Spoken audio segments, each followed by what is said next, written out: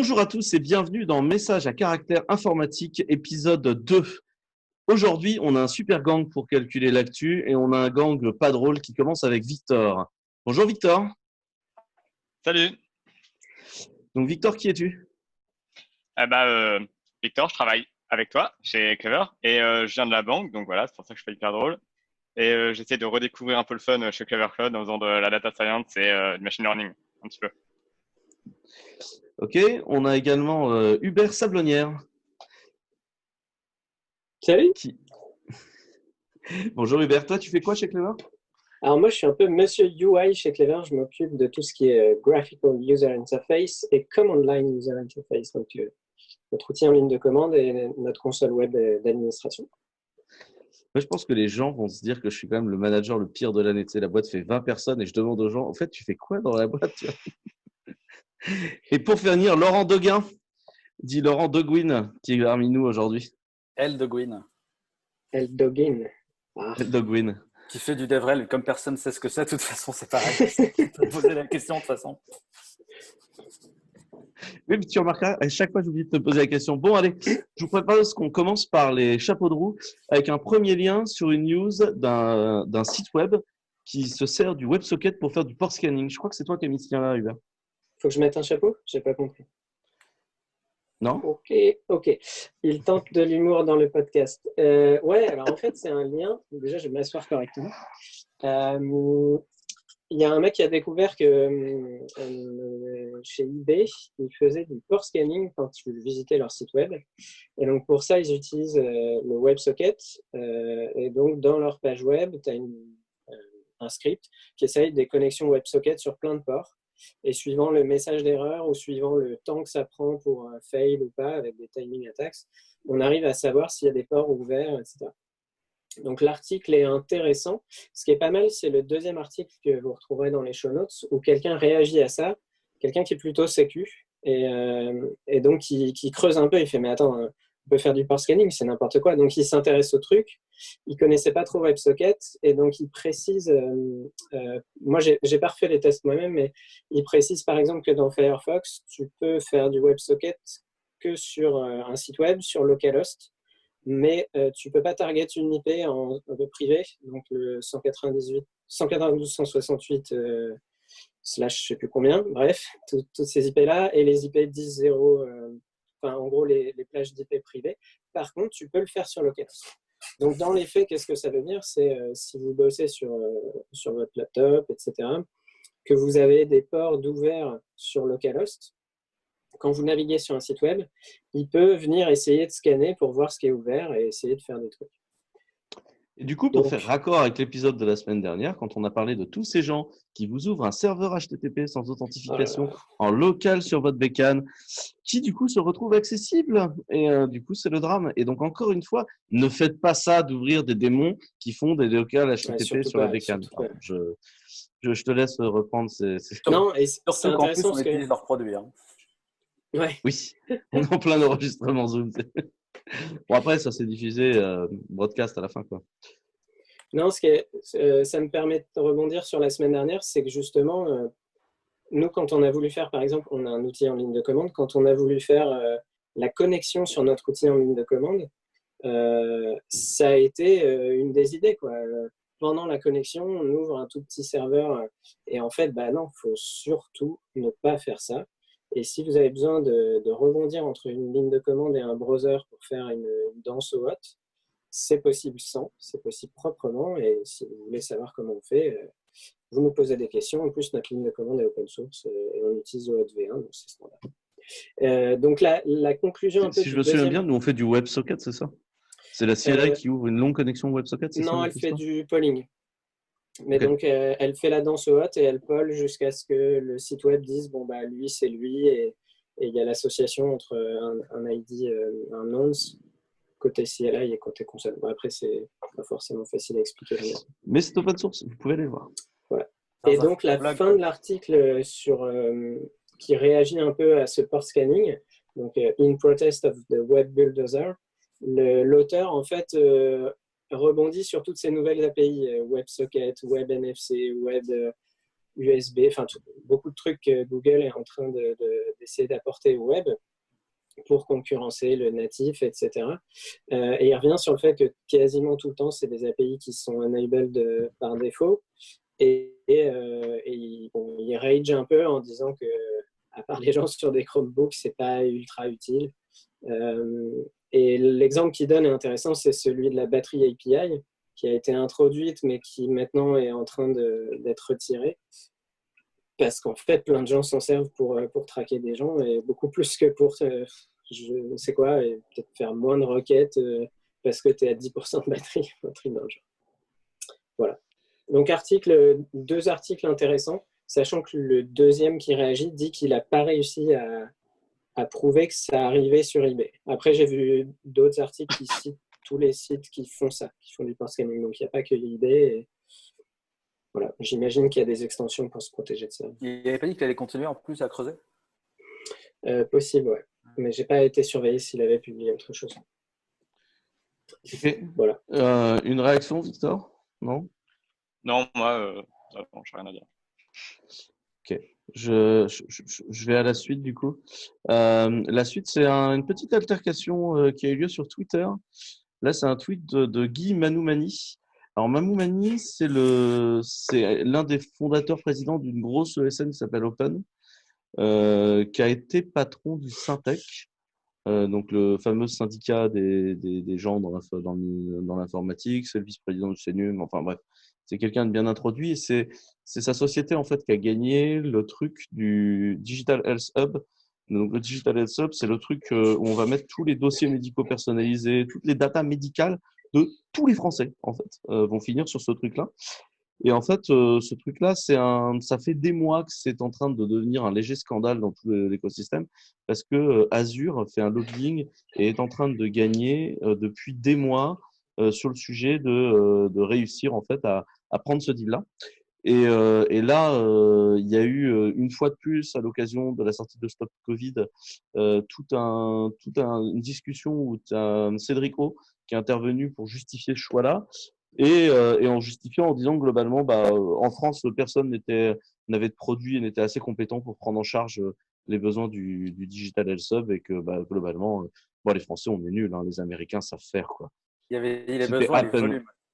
Il s'est foutu Ouais, de la les gueule besoins de sur les volume, mais ouais. Alors que bon, enfin, les volumes de ce truc-là sont à se taper le cul par terre. Enfin, bref, il y a pas d'enjeu de volume, quoi. Et du coup, Tariq Krim avait alpagué Guy Manouani en lui disant qu'il y avait au moins 20 boîtes en France capables de prendre ça. Guy Manouani avait répondu de façon tout à fait désagréable à Tariq que toutes les boîtes avaient été consultées. Sauf qu'en fait, je pense que sur les 20 boîtes en France, Clever en fait partie, 2 OVH en fait nécessairement partie. Et en fait, personne n'a été consulté sur le sujet. Donc, on a tous répondu en disant qu'on était assez perturbés par la situation. C'est parti un peu en cacahuète sur Twitter. Mon Twitter est devenu inaccessible pendant 48 heures. Et j'ai un DM là de la patronne du Digital Health Hub qui propose qu'on se rencontre. Donc, j'ai l'impression qu'ils vont faire les choses bien dans le mauvais sens. Moi, je suis assez catastrophé au global. J'aimerais comprendre pourquoi en France. En fait, moi, je ne vous demande pas d'utiliser, de consommer français. Ce que je demande aux Français, c'est de nous mettre en compétition. En fait, d'arrêter de penser que c'est Amazon ou Google ou Microsoft par défaut, mais de nous mettre dans la compétition parce qu'on propose des produits différents, on produit des choses et jamais on va réussir à rattraper le retard commercial et pas technologique, mais jamais on va rattraper le retard commercial qu'on a pris si vous nous donnez jamais la chance de jouer en fait. Ce qu'on vous Ouais, demande, c'est de tester ce qu'on fait, quoi. Ça rebondit sur un truc que tu partageais, Laurent, sur le. Oui, mais si vous ne nous choisissez jamais, on ne pourra jamais être au niveau de ce dont vous avez besoin. Et en général, vous choisissez des boîtes qui investissent pas de la même manière en France, qui ont une fiscalité différente. Et donc, il y a un moment, alors on va rentrer peut-être dans un débat politique, mais pour ce genre de plateforme aussi stratégique, ça pose quand même beaucoup de questions de ne pas essayer de faire une décision qui est peut-être un peu plus politique et d'essayer de pousser vers le haut des acteurs européens, français existants. Ouais, moi, Soit nous ou les autres, hein, c'est pas tant la question, c'est plus ça finit chez un GAFAM. C'était son intervention où effectivement il se justifie en expliquant que rendez-vous compte, Amazon investit 20 milliards de dollars dans la recherche et développement. Tu sais, ben, ouais, enfin, en même temps, si vous leur filez tous les projets, et pas en français, de fait, ils vont Ouais. investir plus. Enfin, à un moment donné, il faut faire des choix, les gars. Donc, ouais, ça, Moi, c'est cette justification-là qui m'a un peu énervé. Ce qui m'énerve, c'est la petite musique de toute façon, les Français sont pas capables et sont des incapables. C'est-à-dire que les mecs ont jamais rien testé. Ils ont aucune putain d'idée de ce qu'on fait comme produit, mais par définition, on est nul. Et comme par hasard, Open, ils sont Platinum, Tagada Attention chez Microsoft. Et donc, de toute façon, nos produits à nous, ils rentrent pas. Et c'est pas le seul cas. Hein. Nous, on est sur d'autres cas de contrats avec d'autres sociétés où où en face, le SN essaye de nous sortir parce que comme ils sont Platinum Microsoft, ils essayent d'aller larguer du Azure.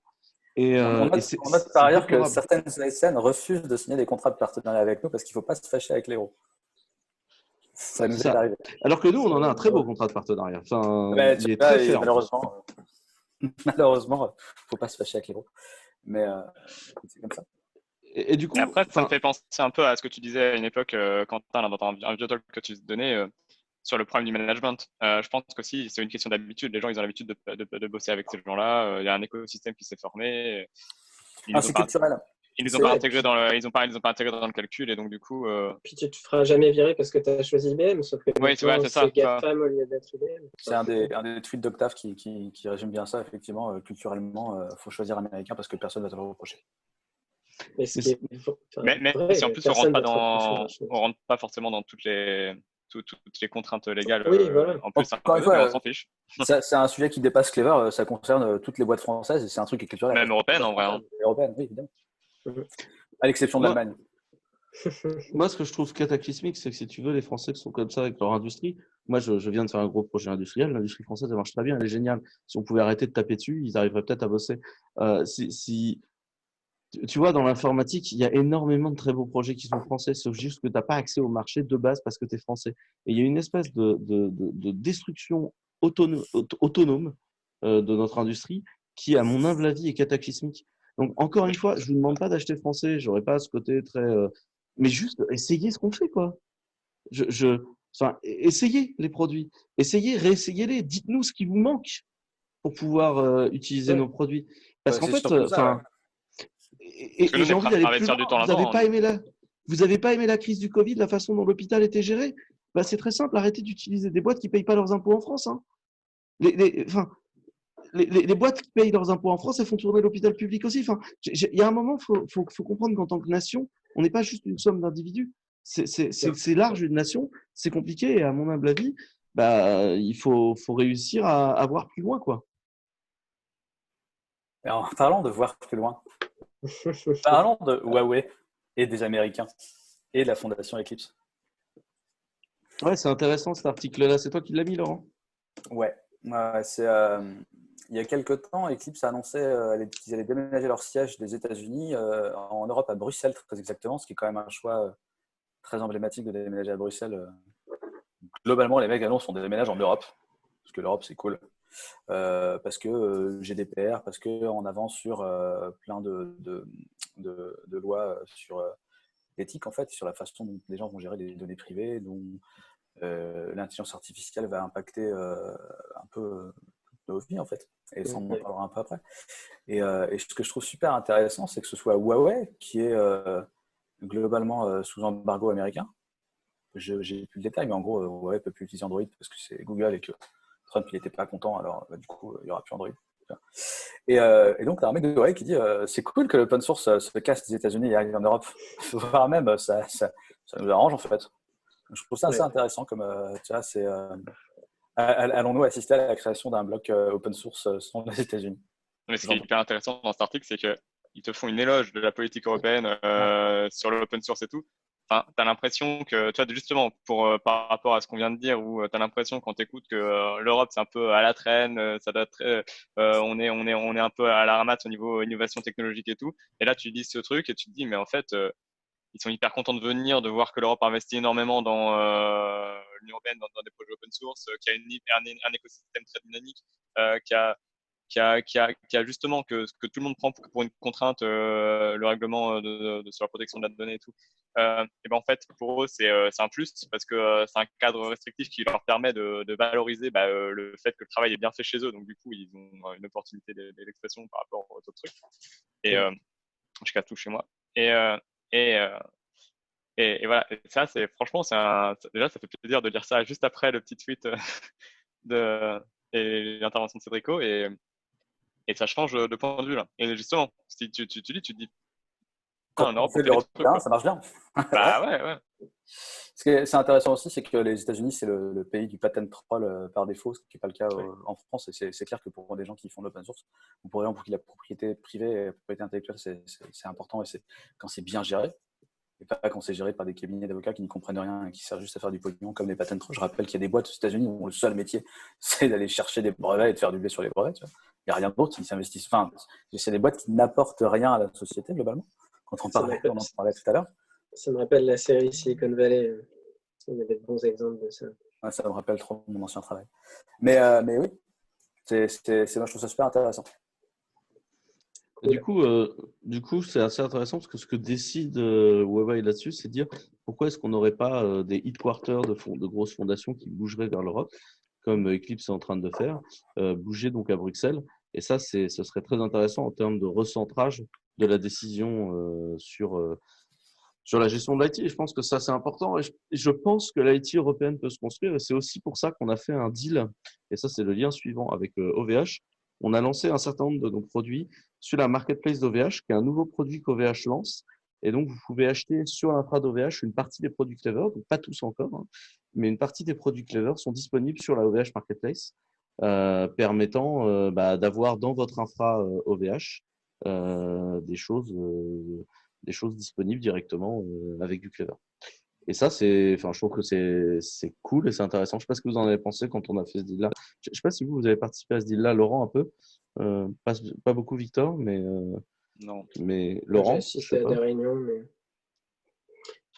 Et tu peux donner un exemple, Quentin? Par exemple, je crois que tu peux créer une base de données ou un truc dans ce genre-là. Tu peux créer des bases de données, tu peux créer du GitLab, tu peux créer du Artifactory, tu peux créer du Jenkins. C'est globalement la suite d'outils développeurs, ce qu'on est en train de mettre dans Sprint 0 et du DB as a service. C'est du manager, mais qui tourne chez OVH. C'est du manager Clever qui tourne chez OVH. Mais tu vois, ce que j'aime bien dans ce genre de deal et tout, c'est qu'encore une fois, ça poursuit encore la discussion qu'on avait qu'on a depuis tout à l'heure. Hein. C'est que ça prouve qu'on est en train qu'on fait des trucs assez intéressants. On est une petite team chez Clever et tout. On fait des partenariats et puis on arrive à faire des trucs plus gros que nous, quoi. En profitant d'une synergie d'équipe avec d'autres gens de VH2. Et je trouve que c'est assez cool de travailler avec eux. Ils nous apportent pas mal de choses. Je pense qu'ils sont contents de nous aussi. Carrément. C'est toujours agréable. C'est toujours agréable de collaborer en tous ensemble. Ouais, voilà, enfin, toi, moi, je me sens pas du tout en concurrence avec les équipes de là-bas, quoi.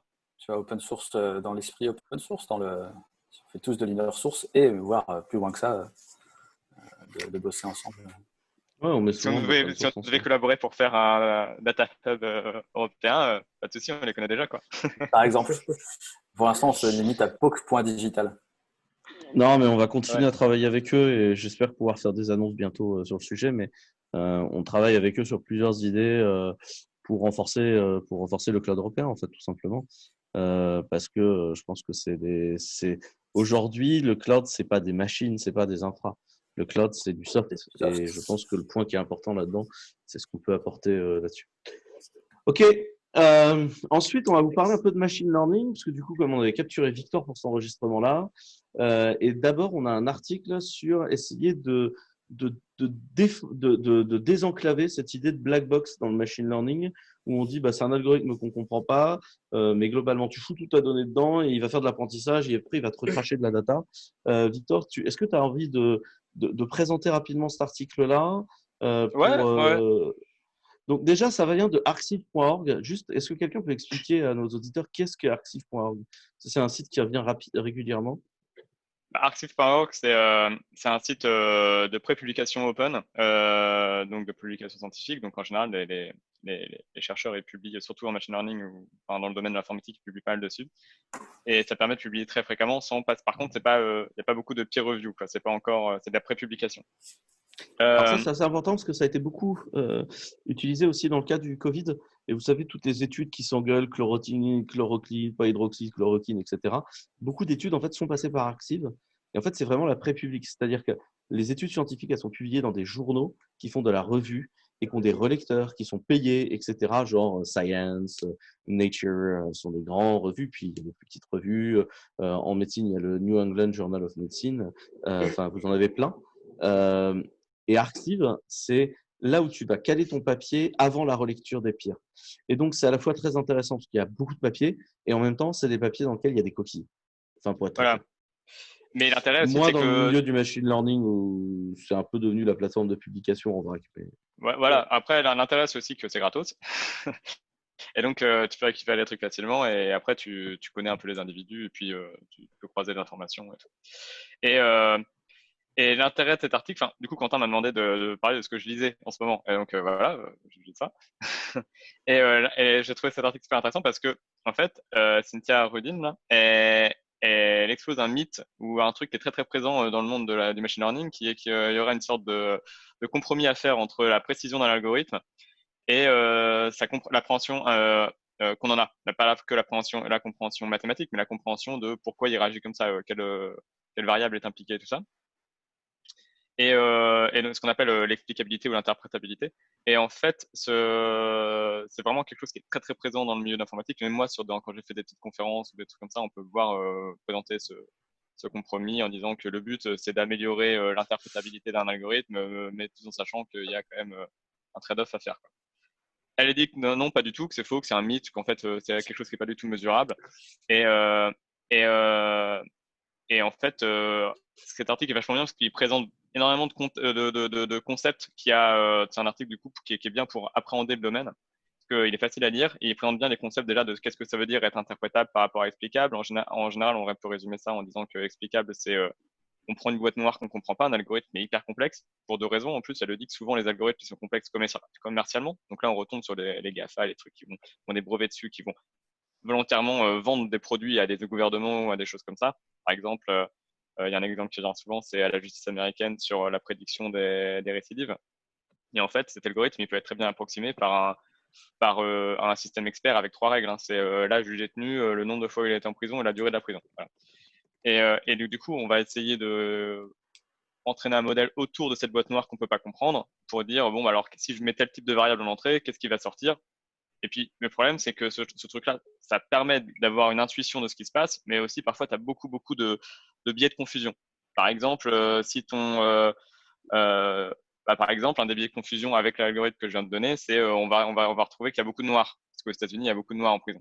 Et donc, du coup, on va croire que la couleur de peau, ça va jouer sur la récidive. Alors qu'en fait, c'est complètement faux. Et quand tu regardes un peu l'algorithme en détail sur l'algorithme originel, il n'y a pas de notion de couleur, de race, entre guillemets, pour les États-Unis. Et donc c'est pour ça qu'elle dit, faut arrêter avec l'explicabilité, c'est bien, ça marche, mais vraiment dans des cas très très précis. Et faut repasser à l'interprétabilité. L'interprétabilité, c'est l'algorithme qui est transparent. Faut comprendre pourquoi il est fait. Donc il y a plein de techniques que je vais pas trop détailler, mais qui permettent d'essayer de minimiser le nombre de caractéristiques qui permettent vraiment de le rendre compréhensible à l'humain et d'être capable d'expliquer pourquoi il a pris une décision. Et ça permet d'avoir des algorithmes, on va en parler tout à l'heure, de plus justes, plus équitables, éthiques et tout ça, et d'être vérifiables, les algorithmes peuvent rendre des comptes et surtout, et ce qui est hyper intéressant en plus, c'est qu'elle rentre aussi dans le domaine économique. Elle dit comment on peut forcer les acteurs à forcer ça. Donc du coup, par exemple, elle propose de faire des lois qui interdisent de faire des algorithmes obscurs si on peut démontrer qu'on peut faire autrement. Ouais. Okay. Parce que Notamment sur tout ce qui va être décision d'accès, peut-être à du crédit, à des voilà. choses comme ça, où il Elle donne des exemples, faudrait oui. être capable d'avoir un algorithme faire. Et ça, c'est les Voilà. liens qu'on a mis ensemble. D'ailleurs, c'est un truc qu'elle expose bien, c'est que le RGPD, il est assez flou sur la différence explicabilité, interprétabilité. Et donc, du coup, il accepte des trucs un peu confus où on va avec parfois beaucoup de facteurs de confusion dans l'explication. Donc voilà. Et donc voilà, je vous conseille cet article. Il est pas très long à lire, très intéressant, assez riche. Il fait plein de références. Et puis, autre chose qui est intéressant, c'est que il donne des exemples où c'est aussi faisable ça c'est un peu plus technique, mais ça peut peut-être intéresser ceux qui font du machine learning plus quotidiennement, sur des données pas du tout structurées comme des images ou quoi que ce soit, où on peut trouver des astuces d'entraînement de modèles où on peut justifier chaque décision par une image préalablement, par exemple, un set de données qui contient des chiens, et on va expliquer que cette partie, on reconnaît un chien parce que, hop, regarde, je te mets à côté à quoi je fais référence quand je vais expliquer mon interprétation. Et c'est plein de choses comme ça qui sont vraiment, je trouve, assez intéressants. Et, euh, et en fait, là, je peux enchaîner sur la suite si tu veux, Quentin. Ouais, c'est ça le but. Et en fait, du coup, j'ai trouvé ça assez intéressant de le lire cette semaine, puisque j'ai été ma petite bulle, ma petite bubble filter là d'articles qui passent dans ma timeline. En ce moment, elle est hyper chargée en articles et en petits débats sur ce qu'ils appellent le fairness, l'éthique dans machine learning. Je ne sais pas pourquoi ça revient vraiment au goût du jour actuellement. Je pense qu'il y a eu pas mal d'articles ou de problèmes qui sont sortis l'année dernière sur des biais, justement. Et donc, du coup, j'ai mis, vous le verrez peut-être, 3 articles qui sont un peu techniques et qui sont, à part ça vous intéresse vraiment, pas forcément hyper importants de comprendre en détail, mais qui sont assez symptomatiques de comment on s'attaque au problème maintenant. Et en fait, la question actuellement, elle est moins de faire un algorithme hyper précis et performant, parce qu'on arrive déjà à en faire pas mal, mais plutôt comment avoir confiance en les algos. Et là, on a pas mal de techniques sur comment régler le biais et gérer l'éthique et tout. Et, et ce qui est Ça, je marrant, trouve que c'est c'est assez que intéressant parce que ça démontre bien que le machine learning, en fait, aujourd'hui, il est utilisé de plus en plus dans des cas qui sont assez concrets dans la vie quotidienne. L'accès au aux crédit, l'accès à États-Unis, des achats, ce genre de choses. Enfin, nous, on a la chance de faire essentiellement la survie de machines virtuelles. Donc là, on n'a pas nécessairement besoin d'être ni très explicable, ni très juste. On s'en fout un peu. On n'a pas à justifier notre choix de vie et de mort sur une machine virtuelle. Mais je trouve que c'est assez intéressant de voir comment le machine learning, qui était le maximum de l'opacité de la décision, essaye petit à petit de devenir explicable. Parce qu'en fait, on n'est pas capable d'absorber en tant que… En fait, on n'est pas des cris. Tu vois, genre, on n'est pas capable d'absorber la grandeur de l'intelligence artificielle par rapport à nous. Non, si tu veux nous imposer des décisions prises par choix statistique, il va falloir nous les éclairer, quoi. C'est un peu ça que je trouve intéressant. Je sais plus où j'avais lu ça, mais effectivement, c'est pas recevable en tant que preuve. Qu'un algo ait décidé de quelque chose, c'est pas une preuve. ouais. Mais alors, non, c'est pas preuve, en tout cas pas en Europe. Et même si tu peux justement l'expliquer, tu peux dire, bon, alors on a des présomptions, des faisceaux d'indices qu'on pense que c'est telle ou telle feature qui a été pris en compte. Et d'ailleurs, ce qui est assez marrant dans ces articles, c'est qu'il y en a un notamment où ils utilisent le modèle Shape, qui est un modèle où ils font varier, enfin une sorte de dérivé des variables en entrée, pour voir lesquelles sont les plus influentes sur le résultat. En fait, il est rétro-ingénieur un peu le modèle. Ça marche très bien, mais ça marche très bien pour des résultats précis. Mais tu sais pas du coup l'étendue du truc. Tu sais pas les cas limites et tout. Et alors c'est marrant parce que du coup, même là où ils essayent d'attaquer le problème, où ils essayent t'as quand même un débat qui est toujours en cours entre ce que disait Cynthia Rudin euh, sur ça sert à rien d'essayer de faire ça parce que de toute façon il y a toujours les biais de confusion, et ce que d'autres disent, genre bon, c'est mieux que rien, au moins on arrive quand même à mettre en évidence pour un cas précis ce qui l'a mis en cause. Et donc le débat il est encore vraiment fort, et moi je trouve ça assez intéressant. Et puis il y a encore un autre truc qui est pas mal, c'est que là ils sont en train même de sortir des techniques pour d'enrichissement de la donnée, où donc là on a un paradigme, une approche de la donnée qui change assez fortement. C'est qu'avant on considérait que la donnée c'était en gros le savoir, fallait plus que la structurer et l'entraîner, genre que tu la nettoyais, tout ça. Et maintenant, on est en train de retraiter carrément les jeux de données. On se dit, la donnée, elle est pas fiable. C'est-à-dire que, par exemple, on reprend les crimes aux États-Unis, ou la santé les données de santé ou quoi que ce soit, on va avoir une préséance d'hommes sur des choses ou des trucs comme ça. En fait, nous, on veut pas ça. On veut, par exemple, une équité dans les genres ou des trucs comme ça. Donc, du coup, ils vont artificiellement restructurer la donnée pour équilibrer les jeux statistiques. Donc là, tu as tout un système statistique un peu complexe pour faire ça de manière bien correcte et pas introduire de confusion. Mais c'est-à-dire qu'il y a toute une recherche sur comment toute une recherche sur comment retravailler ta donnée Ouais. pour après t'en servir comme source pour ton modèle. Et je trouve que c'est un paradigme qui change un peu parce que avant, moi j'entendais partout me dire, mais la donnée, le savoir est dans la donnée, quoi. C'est elle la vérité. Donc ça, c'est un mouvement assez nouveau que toi, tu observes depuis… Bah, moi après je suis dedans c'est mon La sujet de mise recherche. à la donc, mode du enfin, mouvement est plutôt nouvelle. Ouais. mais là je le vois arriver depuis dans des articles grand public. Là, c'est des médiums et des Toward Data Science, donc c'est pas. Mise à la mode ou prise de recul nécessaire aussi, quoi. Il y a un peu de ça aussi. Après, faut dire que le rapport Villani là en 2018, il a pas mal secoué le truc. Là. Donc c'est Okay. et le RGPD a pas mal mis ça sur le devant de la scène.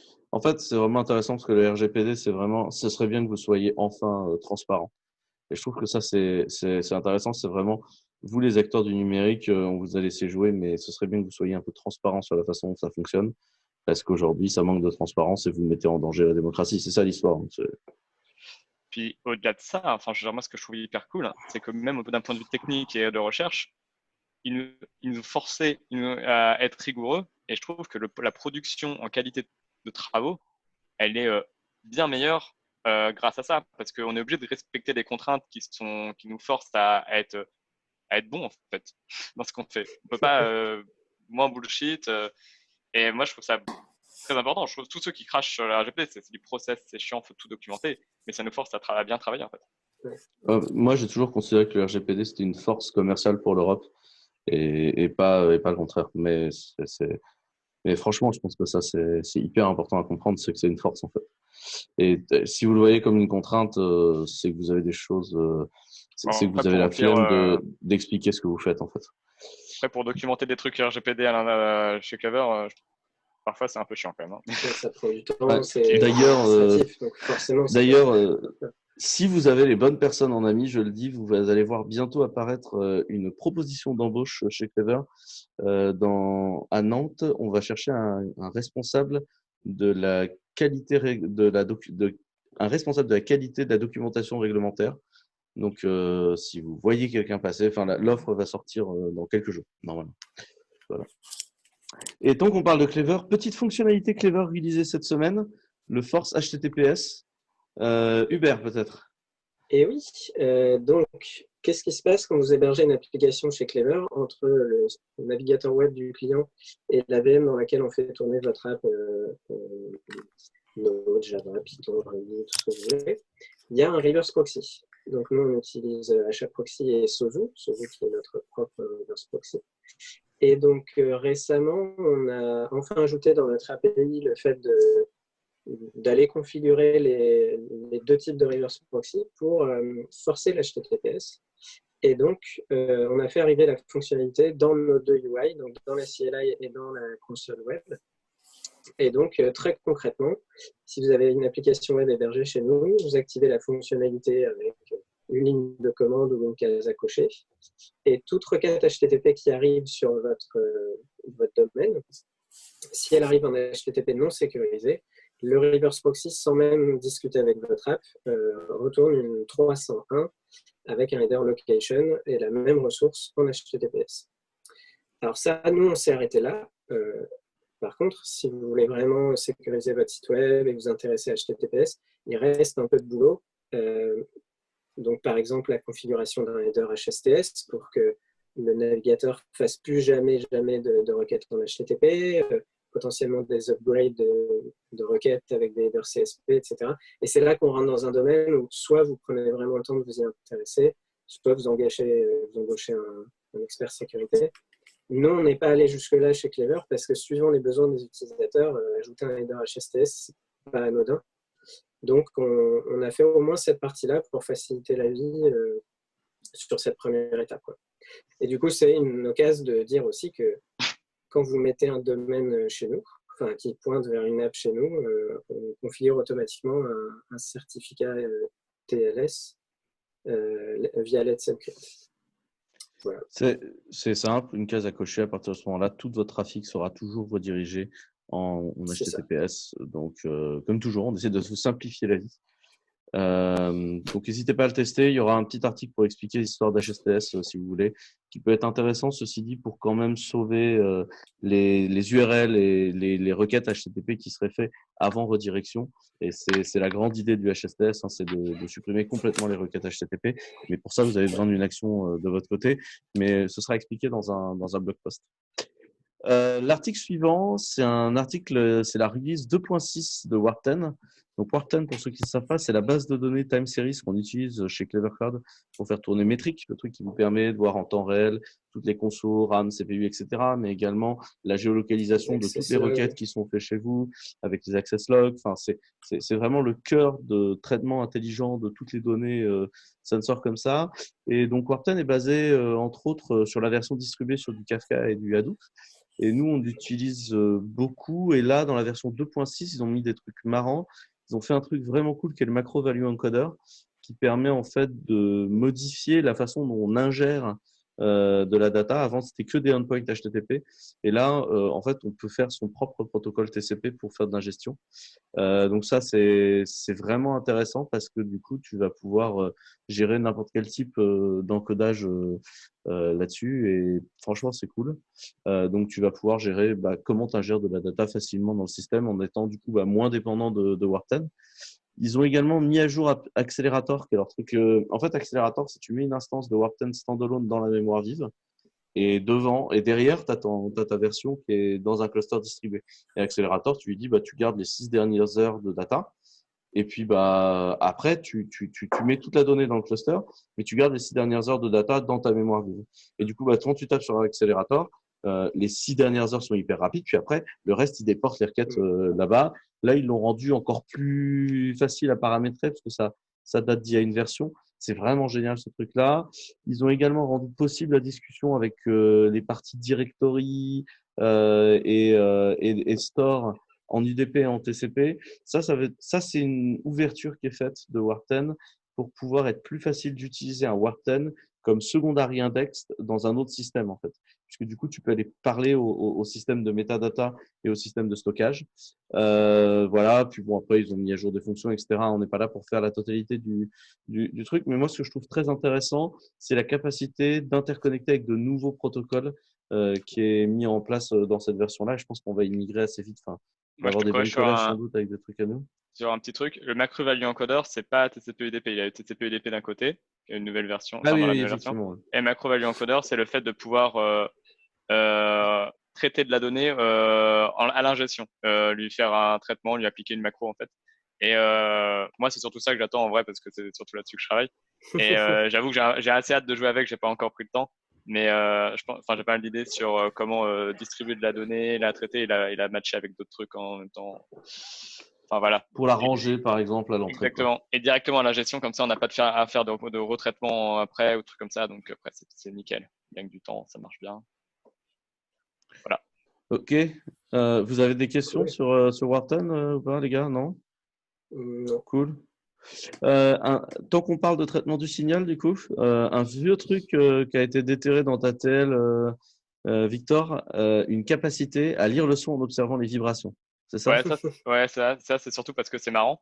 Ça m'a fait rire parce que je trouve ça hyper impressionnant. C'est un truc qui date de 2014 quand même. Et en fait, c'est des mecs du MIT qui ont mis en évidence qu'il était possible de juste avec une caméra à haute vitesse de, de, de déduire par le mouvement, les micro-mouvements des objets filmés.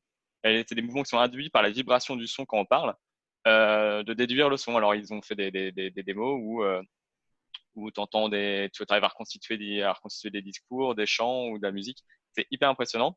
Alors, en vrai, c'est beaucoup moins efficace qu'un micro laser, hein. Mais le laser, elle est pointée sur le truc, c'est beaucoup plus précis. Mais c'est hyper impressionnant parce que déjà, c'est vieux, c'est des caméras qui datent de 2014. Donc, et ils font ça assez loin à travers des grosses vitres. Enfin, franchement, ça m'a un peu bluffé. J'ai essayé de trouver plus d'articles sur d'autres mecs qui avaient fait ça, j'ai pas trop trouvé. Et puis le traitement est tout bête en fait. Il décompose la vibration de l'objet en fait et ça transforme en vibration. Enfin, il calcule les deltas des micro différences de position. Ouais. Et Ouais, il puis en a après, deux, tu je dois pense. piquer un traitement en fonction du matériau, Voilà, potentiellement, et puis basta, et bon. c'est assez Allez fou. voir la vidéo est rigolote, où tu as effectivement Ouais, et puis le ça se micro à comprend, l'intérieur et ensuite le son à interpréter et tu vois bien la différence et c'est ça se pas mal. comprend bien. À chaque fois, ils mettent une musique pourrie en plus, mais Nous ne jugeons pas. non, mais Eh c'est bien, marrant. à propos de musique pourrie, un article de... Non, c'était pas bon comme Sans transition. transition. Non, la musique pourrie, ce sera pour la fin du Ouais. Ça dépend qui est tiré au sort. Ça dépend qui est C'est tiré vrai. au sort.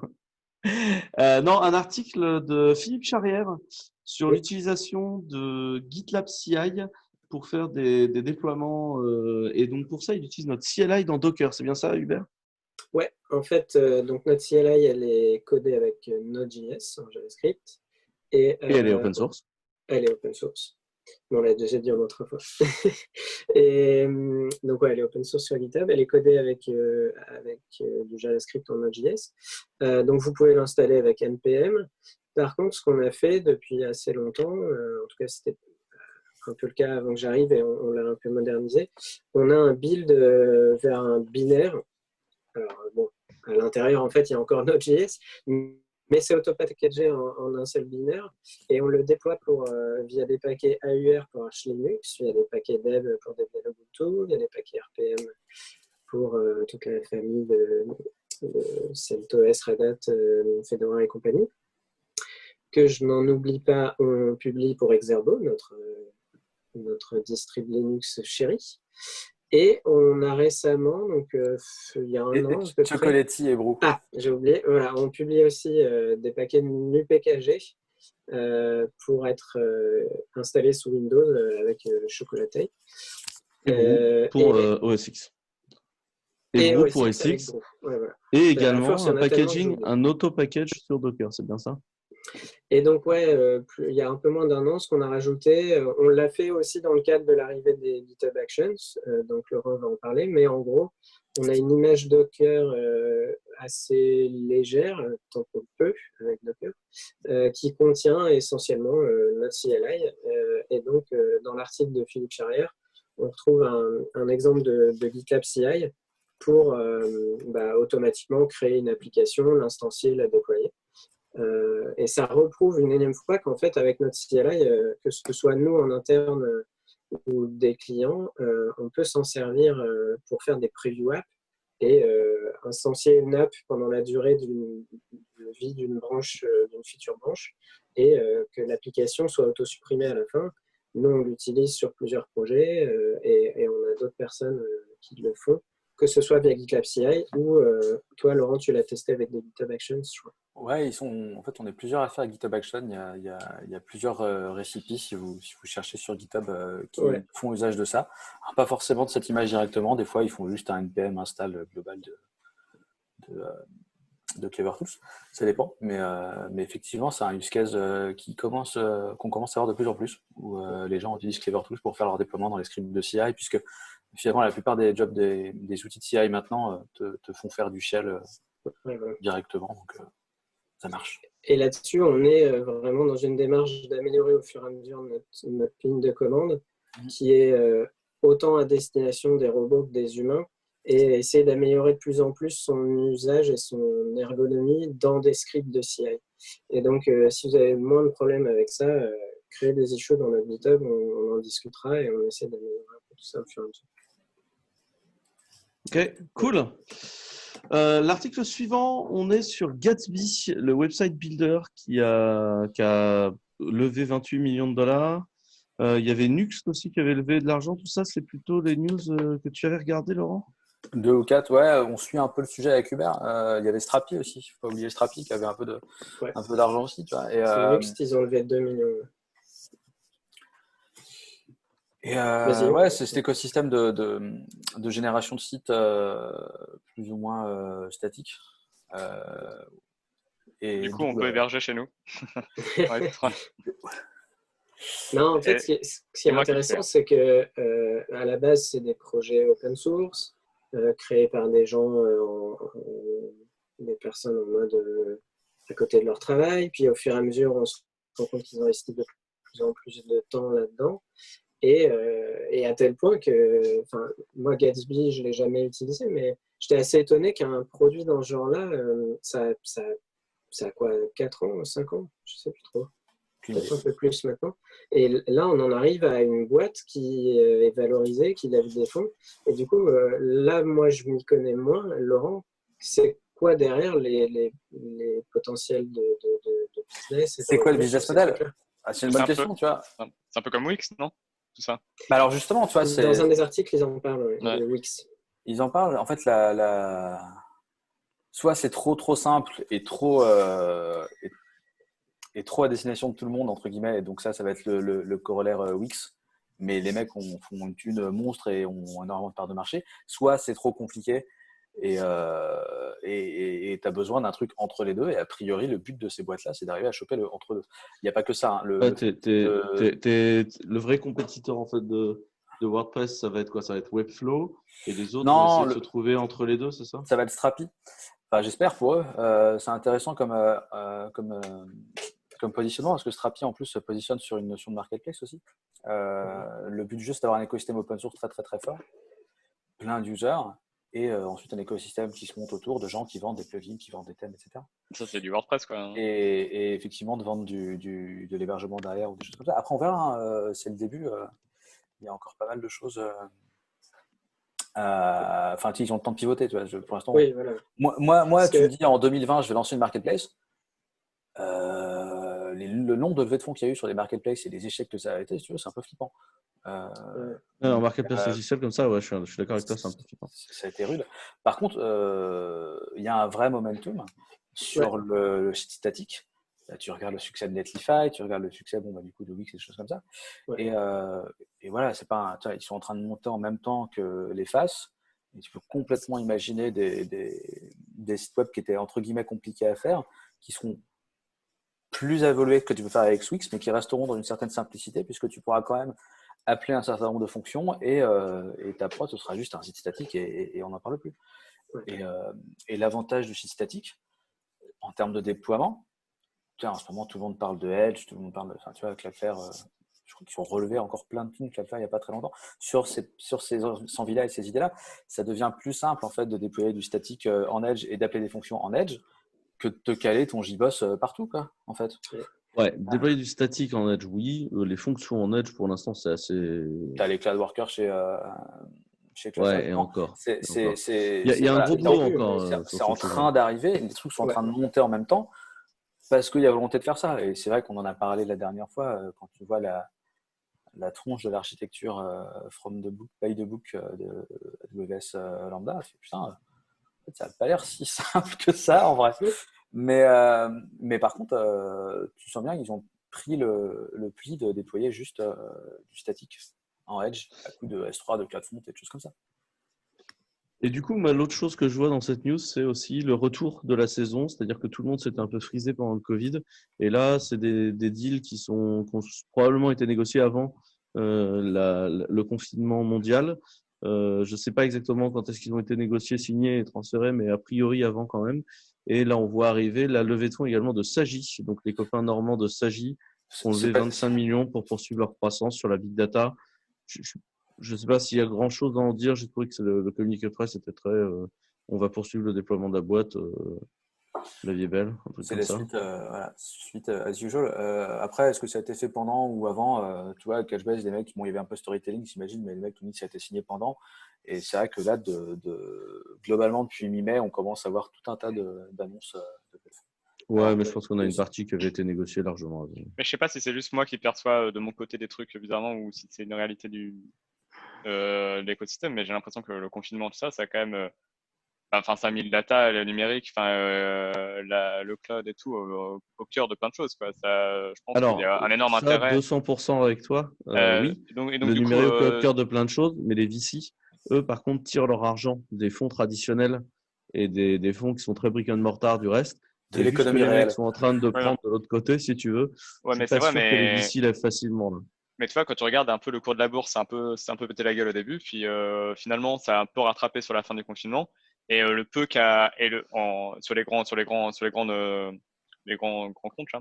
Et je pense que le peu qui a été investi, ça a dû quand même vachement être orienté vers le numérique, parce que, enfin, tu vois, par exemple, Wix, enfin, tout ce dont on parlait là sur les sites statiques, genre toutes les Ouais. petites boîtes, les mecs qui n'avaient pas de site ou des trucs comme ça et qui ont voulu faire du e-commerce vite fait Non, et non, tout. mais en fait, on te dit pas que le numérique se développe pas. C'est pas ça que je te dis. C'est le secteur de la levée de fonds. Le secteur de la levée de fonds, il a besoin pour ça du business. En fait, si tu veux, les levées de fonds, elles viennent d'argent des assureurs, des banquiers, des fonds souverains, etc. Ouais, je suis C'est-à-dire de d'accord. fonds qui donnent beaucoup de thunes, qui ont énormément de thunes sous gestion et qui prennent l'épaisseur du trait et le mettent dans du VC.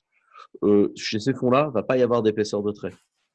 Les 5 ans à venir, là, on va manger le pain noir de la pandémie d'un point de vue économique. Et chez ces gens-là, il ne va pas y avoir d'épaisseur de trait.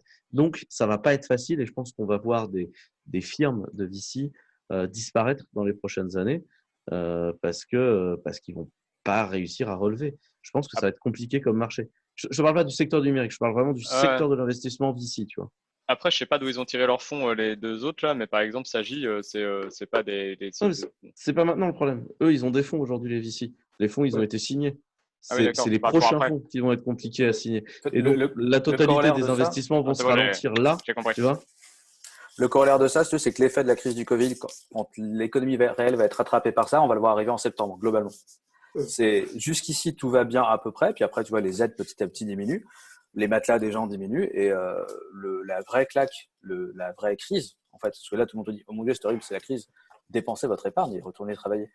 Euh, les effets qu'on va voir arriver, ce sera à la rentrée, en fait. Tu vois, là, à midi, je bouffais avec une boîte du numérique avec qui je discutais. Moi, je disais, bah, vous êtes une boîte du numérique, je suppose que c'est comme nous, vous êtes en croissance et puis la vie est belle. Ils disent, ouais, nous, on avait quand même 30% de notre chiffre d'affaires dans le tourisme. Hein. Bah, Et toi, c'est là, ça, je discutais avec tous des les copains dans contrats sont rideaux, l'hôtellerie, tu vois. et Et pourtant, c'est un SaaS, hein, Ouais. tu vois. ouais, voilà, c'est pas Ouais. l'hôtellerie, mais les potes avec qui je discute dans l'hôtellerie, ils s'attendent à faire des charrettes en septembre, tu vois. Et c'est pas si simple que ça, quoi. Et du coup, si tu veux, l'effet dans le secteur VC, il va être à retardement, mais on va commencer à le sentir sur les levées de fonds qui vont commencer à ne pas se déclarer maintenant. C'est-à-dire que là où avant tu pouvais parier dans des conneries, tu vas peut-être moins parier dans des conneries parce que ton fonds 10 ans va falloir que tu le tiennes 12 ou 13 parce que, Mais parce tu vois, que c'est sinon, en intéressant parce fait, que t'es c'était baisé, déjà le quoi. storytelling de l'article de Cashbase de la semaine dernière où les mecs te disaient, nous, on n'a pas fait des projections de ma boule, on a été hyper transparent, hyper honnête, on est déjà rentable et on a expliqué ça au VC. Et les gens sont déjà dans cette démarche-là, un peu plus que ce que ça a pu être il y a quelques années. Ça commençait déjà à arriver avant. Allez, on se dépêche parce que sinon on va se faire engueuler par les auditeurs qui vont trouver qu'on est lent. On va parler un peu de web. D'abord, Ah oui. la première news rapide, c'est que Microsoft bosse très fort sur un truc qui s'appelle Blazor. C'est du WebAssembly et c'est pour faire de l'interface web en WebAssembly avec du C# et vraiment réutiliser la capacité de dev en C# WebAssembly. Je suppose que personne dans la team l'a testé. Non. Du coup, je propose que, hormis dire que la vague WebAssembly continue à progresser, on passe à la suite, mais dire que c'est quand même assez intéressant de voir que ça existe. Et si quelqu'un est habitué à faire du .NET, c'est, je pense, intéressant d'aller voir ce qui se passe là-dessus, quoi. Ok, et on passe à la suite du web. La suite du web, c'est Deno. Moi, je suis venu que pour entendre Hubert parler de ça, hein, en fait. Hein, j'ai accepté. Alors, Deno d'abord. Alors, Deno, moi j'aime bien parce qu'il y a un petit côté années 90 dans l'argot. Parce que Deno, en fait, c'est Node en Verlan. Et Deno, c'est quoi? Alors, d'abord, le premier lien pour parler de Deno, c'est que vous pouvez déployer en Deno sur Clever Cloud. On a fait un article. Et ensuite, qu'est-ce que c'est que Deno? Qui veut répondre à la question qu'est-ce que c'est de Deno? Peut-être Hubert direct, on passe la parole après. C'est quoi Deno? Genre, stricto sensu tout de suite. Hein. Alors déjà, il y a débat sur la prononciation. On va dire que Non, mais coupe la bullshit, coupe la bullshit. Non, mais les anglophones commencent de plus en plus à dire Dino, en particulier l'équipe Core, et d'où Le dinosaure. le branding autour du dinosaure. Ouais. Mais on va dire Deno en France et ce sera très bien. Sinon, on va passer pour les... Oui, on ne dit pas comme ça. Enfin, Deno, c'est quoi? En fait, il y a un peu plus de 10 ans, sort Node.js, un runtime serveur basé sur V8, un runtime JavaScript côté serveur basé sur le V8, le très récent à l'époque moteur JavaScript de Chrome. Et il y a 2 ans, donc le créateur de Deno, Ryan Dahl, publie une vidéo. Qui était le créateur de Node, en fait, qui s'est plus ou moins fait Oui. sortir de la communauté Node. Oui, qui est resté peut-être jusqu'en 2014. Ouais, mais en fait, assez Dans ces rapidement, eaux-là. la communauté lui a montré la sortie quand même. Ouais. Et donc, il y a 2 ans, en gros, il fait une vidéo. Il dit 10 choses que je regrette avec Node.js. Ok, intéressant, pas intéressant. En tout cas, on peut débattre de ce qu'il considère être des erreurs qu'il a fait ou des problèmes qui existaient ou qui existent encore. Et sur la fin de la présentation, il dit en fait, maintenant que j'ai dit ce qui allait pas, je vais vous montrer, j'ai commencé un nouveau projet. Et donc, ça a mûri pendant 2 ans et ça s'appelle Deno. Donc, Deno, qu'est-ce que c'est? C'est un runtime JavaScript. Je vais troller. C'est un runtime JavaScript qui est basé sur V8. Tiens, mais ça ressemble vachement à Node.js. Techniquement, toutes les parties qui sont codées, on va dire, en langage compilé, etc., ça va plus être du C++ sous le capot, mais ça va être du Rust. Clairement, je pense que 90% des utilisateurs ne verront jamais la différence. La technologie d'Event Loop, c'est plus libUV, c'est Tokyo. Encore une fois, je pense que la plupart des gens ne verront jamais la différence. Vous sentez que je commence à être un peu énervé. Ensuite, une des grosses différences côté utilisateur, c'est le fait que Deno package le compilateur TypeScript et que par défaut, tu peux faire Deno mon fichier.ts. Il va auto-compiler le TypeScript en JavaScript. Il va le cacher quelque part sur le disque dur. Il va même cacher, si je ne dis pas de bêtises, la version pré-compilée binaire pour V8, un truc dans ce genre-là, mais ça, je n'ai pas vérifié. Et il va le run dans V8. En gros, c'est à peu près ça. Après, quand on commence à gratter, la deuxième grosse différence, c'est qu'il n'y a pas de système de je fais un npm install, je prends un binaire qui vient d'un repository, il arrive dans un dossier, les node-modules, et ensuite je fais un require ou un import du nom de ce module, mais je fais des imports directement depuis des URL. Ah, Et trop donc, bien. Je veux dire, ça s'était tellement bien passé la première fois quand on avait fait ça en Go. Non, je veux dire, c'était quand même tellement le plaisir, quoi. Mais donc, en gros, Deno, Là, t'es pas limité à GitHub. c'est ça. C'est un runtime TypeScript, enfin JavaScript, et avec une autocompilation du TypeScript en JavaScript à la volée. C'est hyper important parce qu'il y a énormément d'articles que je lis où ils font « Ah, c'est un runtime TypeScript ». Alors, moi, j'aime bien chipoter. Ce n'est pas un runtime TypeScript, au sens où ça a les mêmes problèmes que si vous aviez pris une demi-heure à configurer votre compilateur TypeScript. Oui, j'envoie du sel. Mais dans les faits, c'est ça. Donc, ça améliore un peu l'expérience de développement. Mais on peut se poser la question, de par le manque de respect de Semver du compilateur TypeScript, de problèmes qui pourraient apparaître. Moi, ce que je trouve intéressant, c'est que quand il y a un nouvel acteur qui arrive dans ce genre de domaine, ça booste un peu la compétition. C'est intéressant de voir qu'est-ce qu'il apporte de nouveau. Et en fait, je ne comprends pas la hype. C'est-à-dire que moi, je l'ai testé, ça marche, c'est plutôt cool. Il y a plein de points que j'ai envie de critiquer. Mais plus exactement, je ne comprends pas toutes les communications, les articles qu'on voit sur « Ah, c'est génial, ça révolutionne ». En fait, non, quand tu grattes, ça ne révolutionne pas tant que ça. Et par exemple… Ah si, regarde, c'est génial, tu n'as plus de package manager. Et du coup, on vous a partagé dans les show notes, vous verrez, au-delà de l'article qui explique comment déployer du Deno chez nous, un article de Kitson Kelly, qui est dans l'équipe Core, et un podcast où le même Kitson Kelly se fait interviewer par les deux hosts de JS Party, c'est en anglais. Et en fait, c'est hyper intéressant de comprendre comment le projet est né, comment il fonctionne. Ce qui m'embête, c'est que sur le Discord Deno, sur le Reddit Deno, sur Twitter, on voit plein de « Ah, c'est génial, ça révolutionne la vie, ça fait ci, ça fait ça ». Et typiquement, par exemple, il y a des gens qui comparent et qui disent en fait, avant, dans Node, c'était du require, alors que dans Deno, c'est des imports standards JavaScript. Et là, mais en fait, tu es en train de repomper ce que tu as lu sur le site.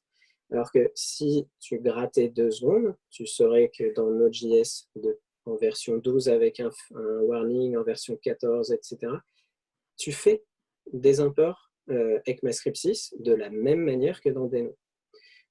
Donc là, quand tu commences à gratter, à voir qu'est-ce qu'il y a vraiment de différent, en fait, il y a sous le capot, c'est fait en Rust, donc on pourrait argumenter que c'est mieux. J'imagine que oui, mais même ça, c'est toujours difficile à savoir. Ils ont un support automatique du TypeScript. Je pense que c'est une mauvaise idée de coupler les deux. Pour ceux qui ont déjà vu mon talk l'année dernière sur les frameworks, je pense qu'on est dans le cas d'une télémagnétoscope où on est en train de packager les deux. Vous savez, les combos télémagnétoscopes des années 90. C'était vachement bien. C'est surtout que ça va être une sale idée en direct. Parce que, en fait, TypeScript ne respecte pas SEMVer. Donc, tu vas commencer à faire ta numérotation de version, ça va être tout un dossier quand même. Après, tu te retrouves avec des cas complètement cons. Quand tu te mets à bundle beaucoup de trucs, tes numéros de version deviennent assez incohérents parce que tu te mets à faire des numéros de version de release train et plus des numéros de version SEMVer logique. Et pour moi, un runtime, ça doit pas être une release train, ça doit être un truc assez logique puisque après, toi, tu construis au-dessus, donc il faut que tu saches quand est-ce que tu vas péter ta compat. C'est mon humble avis. Donc, tu vois, et la grosse différence, c'est que JavaScript, à 2 exceptions près, n'a jamais remis en cause une seule de ses syntaxes depuis 25 ans. Les exceptions, c'est l'ajout du mode strict qui t'empêche de faire des choses que tu pouvais faire avant. Mais dans un browser actuellement ou dans Node, tu peux toujours runner en mode pas strict. Et techniquement, quand tu es dans un import, dans un module ECMAScript 6, tu es par défaut en mode strict. Et il y a quelques règles en plus. Mais techniquement, ça reste un langage qui a une cross-compatibilité qui est sidérante. Je parle juste du langage. Après, sur les API fournis par Node, bien sûr qu'il y a des choses cassantes, mais ils respectent quand même plutôt bien SEMVer et leurs changelogs sont hyper lisibles. Et donc, quand tu as ce langage qui est assez quand même pérenne dans le temps dans ce que tu peux coder, versus là, tu vas directement importer des dépendances en TypeScript. Et donc, potentiellement, toi, tu as codé du TypeScript qui est valide avec la version 3.8, 3.9. Tu as même configuré, parce qu'il y a pas mal d'options dans le compilateur TypeScript. Et d'un coup, tu importes des dépendances qui ont peut-être besoin d'un flag de compilation dont tu n'as pas besoin toi, etc. Tu vas t'inventer des problèmes que tu n'avais pas quand tu faisais du TypeScript et que tu importais des dépendances qui étaient de NPM, qui étaient potentiellement déjà en JS avec des types ou qui étaient en TS et où tu maîtrisais un peu plus les sources, quoi. Voilà. Ouais, de toute façon, sur les dépendances, on peut avoir un sujet qui est pourquoi virer le package manager. Donc ça, c'est tout je ne un comprendrai sujet. jamais les gens pourquoi ils font ça. Enfin, les gens comme alors ça c'est la grande idée de Google, c'est il faut supprimer le package manager, c'est un problème trop compliqué à résoudre, du coup on le supprime, donc on fait monorepo et tout le code nous appartient, donc on fait Go et on importe directement via des URL parce que fuck la life, tu vois, et du coup moi, je comprends pas ce dossier-là. En fait, il y a toujours un moment où tu as besoin de résolution de dépenses et de gestionnaire de paquets. Et non, mais en vrai, c'est complètement con. Enfin, il y a toujours un moment où ça finit ça. Regarde Go, ils en sont revenus à en produire un. Tous les langages réécrivent leur propre package manager, alors que c'est complètement con. Genre, unpopular opinion, vous voulez pas juste tous utiliser Gradle? Je pense qu'en vrai, c'est le package manager le plus complet du marché. Il vous permet de tout faire. Vous avez juste à aller insérer votre compilo dedans, faire des plugins et ça avance. Tu as un système de plugins. Tu as un système de gestion variable de dépendance en fonction de la SEMVer. Tu as un log file. Tu as absolument tout ce que tu peux demander à un système de paquet. Faut juste le configurer pour faire ton truc. Voilà. En tout cas, je ne suis pas en train de dépendre NPM, hein, mais je comprends vraiment pas en fait, la volonté d'aller s'écrire son propre truc. Parce que du coup, il y a déjà des mecs qui sont en train de faire leur propre système, non, je suppose? Voilà, en fait, c'est ça qui est intéressant sur ce système-là. Parce que moi, j'utilise Node.js depuis des années, que ce soit pour lancer des outils en ligne de commande pour faire du front-end ou pour faire du back-end. Bien sûr que le registry NPM a des problèmes. En termes de gouvernance, ils en ont amélioré d'autres, il en reste. Bien sûr que le système de CLI NPM, on peut changer par Yarn ou plein d'autres, a des problèmes.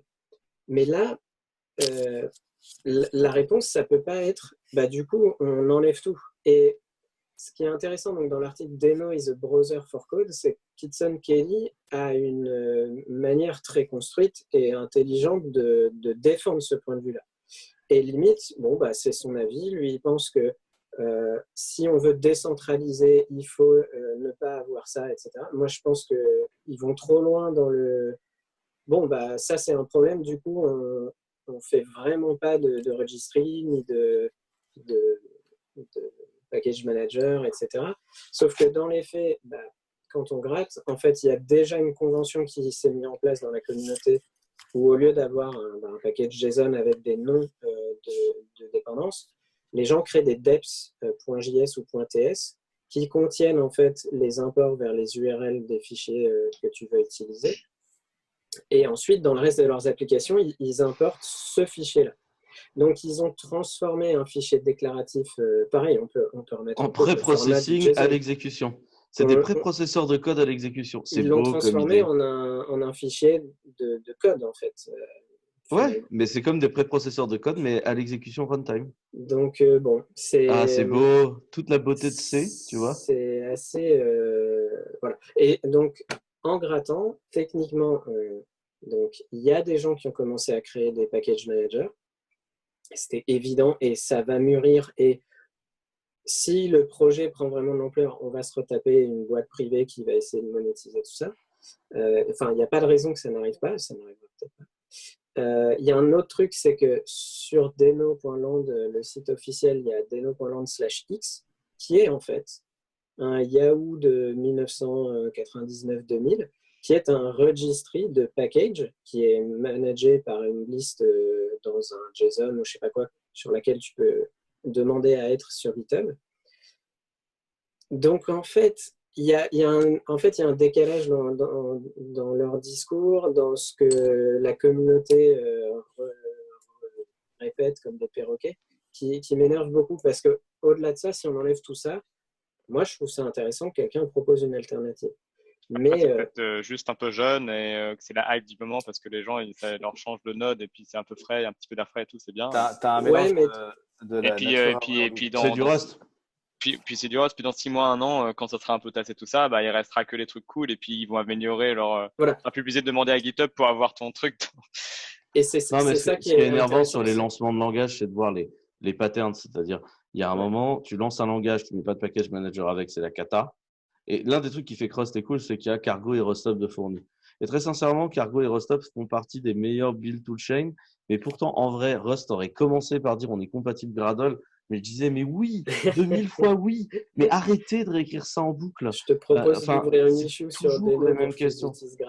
Non, mais c'est intéressant. Mais ça marchera jamais, c'est du Java, les mecs vont pas vouloir. C'est un problème, il y a deux problèmes. Il y a la nature hors du vide et les devs ont un problème d'ego et veulent réécrire des trucs. Dans ta carrière, tu vas être amené à écrire ton propre CMS, tu vas être amené à écrire ton propre compilo, tu vas être amené, suivant la sensibilité que tu as évidemment. Si tu t'appelles Geoffroy Coupry, tu vas tout faire. Ça dépend. Et le fait est que c'est un ensemble social, la nature hors du vide et les gens ont un ego. Donc, vas-y, ça me fait marrer. Moi, je vais réécrire ça parce que de toute façon, j'ai envie. Et parce que ouais, enfin tu vois, après ça te donne NPM et merci du cadeau quoi. Bah ouais, j'aime bien écrire des tickets pour que les autres codent. Non, parce que nous on doit les manager les conneries. Enfin nous on les manage en fait les conneries à la NPM, tu vois. Et franchement, enfin quand tu prends l'écosystème Python où t'as on est quoi? On est à 4 package managers à peu près majeurs aujourd'hui en Python et il y en a pas un pour rattraper l'autre. Ça s'améliore. Il y a PHP qui a mis 6000 ans à nous pondre quelque chose qui commence à se stabiliser. Mais pareil, tu n'auras pas de plugin, tu n'auras pas machin. Enfin, il manque tous les raffinements. En Java, en vrai, Maven était stable. On est passé à Gradle. Gradle est en train de gagner du part de marché. Et Gradle, je trouve que c'est plutôt bien réfléchi. Après, c'est parti en couille dans 2-3 langages, genre SBT, dans l'écosystème Scala. On s'excuse. On s'excuse. Après, on n'a toujours pas réussi à faire comprendre à l'écosystème Scala qu'il fallait arrêter sur SBT. Mais je ne désespère pas. Hein, mais il y a quand même une série de langages dans lesquels c'est une catastrophe. Quoi. Enfin, ouais. RubyGem, c'est quand même pas l'extase non plus. Quoi. Pour rebondir sur ce que disait Victor, c'est un truc nouveau, donc il faut les laisser, c'est intéressant, etc. Et en fait, ouais, moi de base, c'est ça que j'adore d'habitude. C'est quand quelque chose sort de nouveau, je me pose toujours la question, ok, ça résout quel problème? Est-ce que j'ai ce problème? Et ça apporte quel nouveau problème? Et donc, j'ai gratté un peu. Et c'est peut-être juste parce que moi, si j'avais dû résoudre les problèmes de Node, j'aurais pas du tout fait comme ça que je suis énervé. Mais peut-être aussi parce qu'il y a une incohérence dans le propos. Et typiquement, le fait de dire on n'a pas de package manager parce qu'on n'aime pas ce qui est centralisé et on veut tout décentraliser. Mais en fait, sur deno.land/x, tu as une espèce de liste, de catalogue raffiné de modules compatibles qui est en fait un proxy vers GitHub. Tu dis, mais là, ça fait un gros spaf, on est d'accord. Après, tu as le Pourquoi fait est-ce qu'on ne ferait pas un package manager distribué dans IPFS? J'étais en mais train ce de serait penser à trop ça. bien. Mais franchement, tu vois, C'est tu extrêmement me dis, ça serait drôle. est sorti un truc qui est un concurrent à Node.js et la gestion de paquets est gérée en torrent IPFS ou je ne sais quoi, je te dis putain, c'est intéressant quoi. Donc là, Là, la discussion elle est en train de passer de arrêter de recoder des package managers à si on recodait notre propre Attends. package manager Non, non, distribué, c'est ça? Là, c'est génial parce que Hubert m'a fait la démo hier de Deno et en fait, tu peux même targeter de l'HTTP dans tes ouais, alors dépendances que tu targetes. c'est ça que Et alors, ce j'allais qui est dire. génial, c'est que tu passes en proxy et du coup, tu peux modifier le code source que tu charges. Et là, moi, je vois une vraie possibilité d'imposer Deno en entreprise parce que tu pourrais réinjecter du coding style dans les dépendances logicielles à coup de squid. Tu sais, le proxy d'entreprise un peu sagouin, tu sais, qui va insérer du code dans le run comme un sagouin. Ça, je vois Ah bah, très bien l'idée. tu peux imaginer un WEF qui réécrit tes deps qui en a des trucs. Aspect programming, le retour de l'aspect programming. Non, mais voilà, ça illustre un autre truc que je trouve pas cohérent, c'est-à-dire que partout on te dit dans le site web, dans tous les Hello World qu'on a vu sur Medium, de ah, c'est génial Deno, il y a c'est sécurisé par défaut. Ok, qu'est-ce que ça veut dire? Ça veut dire que Deno a un système opt-in d'un ensemble de permissions. Et C'est donc, par défaut, mais c'est opt-in. non, je veux dire, par Ouais. défaut, ça n'est pas activé. Enfin, du coup, c'est de l'opt-in, c'est à toi de les enable. Et donc, par défaut, c'est sécurisé. Alors, pour les auditeurs audio, je mets des énormes air quotes. Parce qu'en fait, bah, si tu fais une application qui a besoin du file system, qui a besoin du réseau, qui a besoin de lire les vardances, tous ces trucs-là, tu as besoin d'activer des flags. Alors, ok, c'est intéressant, mais si c'est ça la grande nouveauté de sécurité, moi je préfère largement utiliser un framework comme API.js, qui en termes de sécurité est battle tested, qui est maîtrisé, où je sais exactement où sont les security policies, que d'aller utiliser un clone de Express sur lequel je vais être obligé d'activer le flag pour autoriser le réseau, vu que je fais un serveur web et qui est sûrement troué de tous les sens parce qu'il est fait par quelqu'un Enfin bref, je commence à être beaucoup trop salé. Mais je pense que vous voyez ce que je veux dire. Et donc, on communique d'un côté en mode c'est très sécurisé, on a un système intéressant de capacité, mais d'un autre côté, tous les imports de DEP se font en HTTP ou HTTPS. Donc déjà, le fait qu'il l'autorise en HTTP, c'est un scandale. Il y a une issue ouverte. Et le fait de l'HTTPS, c'est pareil. Quand on gratte, ce qui est intéressant, c'est qu'il y a un système de lock qui permet d'éviter qu'une URL serve un coup un fichier normal et le lendemain un fichier vérolé. C'est pas du tout ce qu'ils préconisent dans leur doc par défaut. Ils ont que des URL qui pointent vers master dans leur doc par défaut. C'est dommage en fait. C'est ça qui est frustrant. C'est la promesse est intéressante et la réalisation est finalement voilà, bof. Et une hype démesurée. Et puis après, ce qui est très pénible, c'est que c'est quand même un écosystème dans lequel tu vois clairement des gens essayer de se positionner pour quand la plateforme sera grosse, pouvoir monter des boîtes et faire du pognon dessus. Enfin, ah bah oui, ça n'a rien à voir avec un écosystème comme Rust où au démarrage, on a tous Rush pour essayer de faire une belle plateforme bien propre. Enfin, tu vois, personne ne s'est positionné pour prendre le leadership sur Rust et gagner de l'argent dessus, quoi. Résultat, t'as tout le monde pas d'accord, si. Tout le monde n'était pas d'accord sur la façon de faire du réseau dans Rust, mais globalement, les gens étaient d'accord. Non, mais personne ne se positionnait pour prendre le pognon de pas eu de CS2I ou de boîte, ça c'est clair. Enfin, je veux dire, t'as un écosystème sain. C'est un écosystème où les gens s'engueulent proprement, mais c'est un écosystème sain. T'as pas non, mais ça, que les gens ne soient pas tous d'accord avec eux, ça me va. Moi, c'est pas parce que la courbe d'apprentissage était un peu rude pour Rust et que les gens, du coup.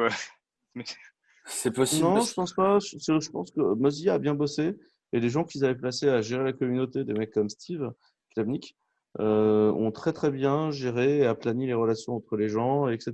Et tu as beaucoup de gros acteurs dans l'écosystème. Pour moi, c'est essentiellement aujourd'hui, quand tu veux lancer un projet de dimension, il faut passer énormément de temps à gérer la communauté. Et aujourd'hui, dans tous les projets web, ça part assez vite en cacahuète. Moi, ce que je trouve le plus dérangeant, c'est les gens qui t'expliquent que quand il y a un problème trop compliqué à résoudre, bah, c'est simple, il suffit de nier l'existence du problème. Et alors moi, typiquement, la gestion de dépendance, les gens qui te nient l'existence du problème m'énervent mais au dernier degré, parce qu'en fait, c'est un des problèmes majeurs du code d'aujourd'hui.